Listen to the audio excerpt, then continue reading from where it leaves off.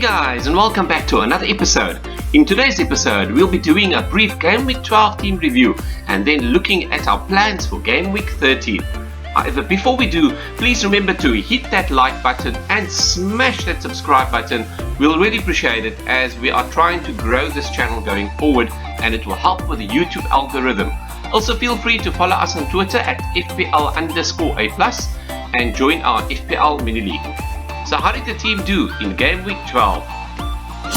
Starting at the back in goal, Nick Pope was quite solid as Newcastle secured a clean sheet and he managed 6 points. In defence, Anderson managed only 2 points as Crystal Palace failed to keep a clean sheet. Kieran Trippier was back to his best again with a solid 9 points that included a clean sheet as well as maximum 3 bonus points. Matt Doherty disappointed as he blanked as Tottenham Hotspur conceded 2 goals against Manchester United. Castagna was quite solid, the player transferred in as he managed a clean sheet and 6 points for Leicester City. In midfield, Wilfried Zaha scored a goal and managed 8 points. Mo Salah disappointed as he blanked with 6 points as our captain. The other transfer in this game week, Trossard, disappointed as well as he had lots of chances and only managed a 3-point score as he blanked. Andreas blanked as well but was quite lively on the pitch. Up front, Mitrovic scored a great penalty and managed 6 points. Harry Kane disappointed, ending his recent goal streak as he blanked with a 2-point score. Overall, our team managed 52 points, which seems quite low, but in a game week where Arsenal and Manchester City blanked and so many top players such as Mo Salah, Harry Kane, Trossard all blanking, it's quite a reasonable score that was 14 points above the average. This was unfortunately though a red arrow, albeit a small red arrow, as we moved down to around 51,112 overall rank, which if you keep in mind it is out of 10 million players, we are still very happy we are ranked at this early stage of the season. And there is lots of game weeks, exciting game weeks and strategies going forward where we can really push that rank and try to improve as high as possible. This is how the FPLA Super League standings are currently looking like. In first place, we have got a new leader with Arnav Garg who moves into first place. Well done, Arnav. He's finally taken over from Shazad Ahmed, who finally moves down to second place after securing the number 1 spot for quite a few weeks. In third place, we've got another newcomer in Muhammad Osman. Well done to you in securing the third place spot. And in actual fact, joint third place, we've got yours truly. Then fourth falls away, so therefore we've got fifth place. We've got Jamie Duncan. In 6th place, we've got FPL Jonas.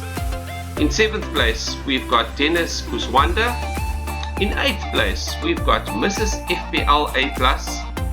In 9th place, we've got Pedro Azevedo. And wrapping up the top 10, we've got Sanusi Adetunji. Well done to everybody that has made it into the top 10 of the FPLA Super League. Those that are not yet there, just keep on pushing and your time will come. Okay, so players that we are currently looking at that are either on a hot streak or have got some great fixtures coming up are as follows. First, we have got Darwin Núñez at 8.8 million. He's taken over that talisman role with Jota and Diaz that are both currently injured. And in occupying the number 9 spot, he definitely has increased his ability not only for minutes but also for the talisman attacking option, which does to some degree weaken Mo Salah's ability to score more goals, as the formation that Klopp most likely will play could favour Darwin Núñez more for attacking returns than Mo Salah. However, keep in mind that he could still be managed, and he might not necessarily be playing all matches 90 minutes, as could be seen in the last match where Jurgen Klopp substituted him in around about 3/4 of the match had actually gone. His fixtures coming up, he's got a very tasty fixture next with Nottingham Forest and their leaky defence. He then plays a Leeds side that is looking a bit flat, and then he plays Tottenham Hotspur. So all quite good fixtures for him if you're looking to for another attacker or a Liverpool player, or wanting a punt. He's definitely one of the top guys at the moment. Then we've got Bukayo Saka at only 7.9 million. That price will be rising very soon. His fixtures are looking also quite good. He plays Southampton next, then Nottingham Forest, and then Chelsea. He's been in great form recently, and with the Soccer World Cup around the corner, he's definitely looking at trying to secure his place. Then we've got Almiron, who is also a great value at only 5.3 million. He has been scoring goals recently, some wonder goals, and has been also on a great streak. His fixtures are also pretty decent. After the next match against Tottenham Hotspur, he plays Aston Villa and then Southampton. He's definitely somebody that you can keep an eye on, and could possibly offer you some great value. At only 5.3 million, you can't expect him to deliver every week, but if you're looking at somebody to put on the bench and or to be auto subbed, he definitely could give you some surprising results. Then we've got Ivan Toney from Brentford, who at 7.4 million has been excellent value, and is competing with premium players such as Harry Kane for that forward spot. And in terms of scoring goals, he's definitely also been on a hot streak, and he has the potential to haul as well. His fixtures are looking also quite great. He plays Aston Villa next, then Wolves, and then Nottingham Forest. So he's also definitely someone that we've got our eye on. So what is the plan for the next game week 13? So when we brought in Trossard, it was always going to be a 1-week punt, and unfortunately he did not deliver. And with Phil Foden, that is playing again after he blanked in game week 12, it seems almost like a no-brainer that Phil Foden, who has been in blazing form, playing sort of a supporting striker role to Erling Haaland, with the fixtures that are coming up being Brighton at home, then Leicester and Fulham. He's a transfer that we've already made. So this is how the team will be lining up for game week 13. At the back in goal, we've got Ward from Leicester City, who plays against Wolves, hence why we are starting him over Nick Pope, who has got a tougher game against Tottenham Hotspur. In defence, we have got Kieran Trippier, and that's the other reason why we did not want to start Nick Pope, to double up on Newcastle against a tough opponent. We've got Matt Doherty as well in defence, and then we've got Castagna lining up as the third defender. In midfield, we have got Wilfried Zaha, Mo Salah, Phil Foden, and Gabriel Martinelli. Up front, the forwards that we have is Alexander Mitrovic, Harry Kane, and Erling Haaland. The possible areas that we could be tinkering with our team is as follows. We could potentially bring in Nick Pope instead of Ward.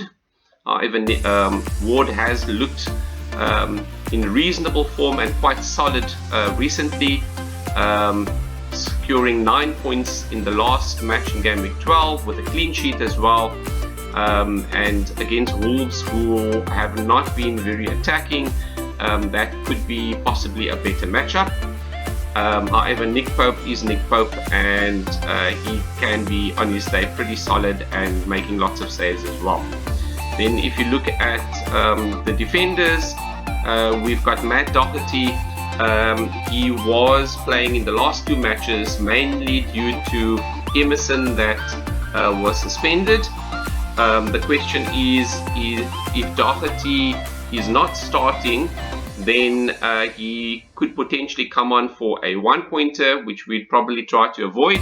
In that case, if a news does break out on that front, or reasonable speculation, then we might rather start Anderson, who most likely will be playing 90 minutes and has then got a better opportunity to secure more points.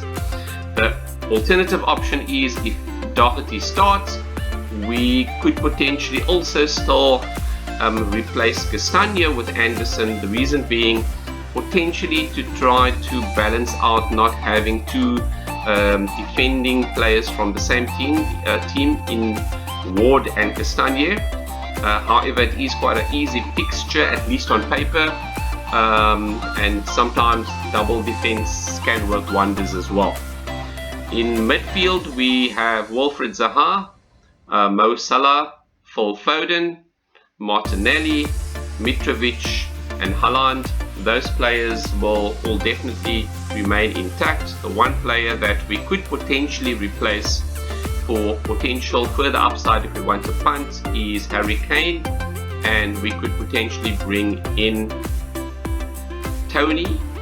The reason for that is Tony plays against Aston Villa, and if we do want to bring in Bukayo Saka, then we would need to downgrade a player, and Harry Kane offers us the opportunity if we bring in Tony. The intention was potentially to do a double move next week. However, we could potentially carry that forward by doing half of that move this week as well. At this stage, the captaincy is on none other than Erling Haaland, and the main reason for that is he is playing at home. He is well rested. He never played in game week 12, and after a bit of a disappointment in the last match that he played, he'll be quite hungry and wanting to score, as well as the fact that Brighton, since Graham Potter has left, have not been as solid as we had seen previously, so there could be some opportunities there. The alternative captaincy could be Mo Salah, and that would be purely because Mo Salah, besides being Mo Salah, the fact that he's playing against Nottingham Forest. However, Liverpool's attack is a little bit less stingy and threatening, with quite a few of their players that are currently out injured, and Mo Salah is not necessarily the main talisman for the team, with Darwin Núñez will most likely be starting, and in that particular case it does erode the captaincy stakes a bit from Mo Salah, which also nudges it a bit more to Erling Haaland. However, Mo Salah could still have a decent return if you consider the fact that his opposition, at least on paper, is weaker than Erling Haaland's. We will be confirming this decision closer to the deadline after further team news and press conferences have been confirmed. So stay tuned and follow us on Twitter for further developments. That's it basically for game week 13, and all the best. Hopefully this video helped you. Please don't forget to like and subscribe and follow us on Twitter. All the best for game week 13. Until next time, cheerio.